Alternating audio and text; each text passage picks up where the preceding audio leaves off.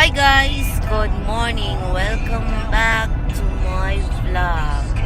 So, for now, we're going to ICAT to do fishing and to make barbecue.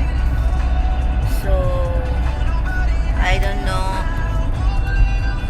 until what time we will finish there because it's too hot outside. Maybe around 1 o'clock or 2 o'clock, we don't know. Okay guys. So yan yung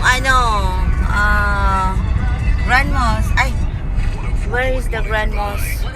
Oh, we passed already the Grand Moss. So guys, ngayon, kasi open na lahat yung open na lahat yung beaches dito sa Abu Dhabi, malls, completely open.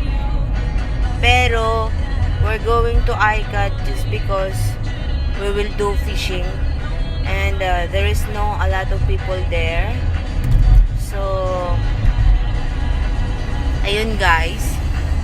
Then after that, I don't know what happened to us, where because the other people is going there also to do fishing only, not for swimming, only fishing and barbecue. Swimming is not allowed there because the water is not good there. So guys, that's all for now. I will back for a few hours. Bye. Watch always and subscribe and press the button right side. Bye guys.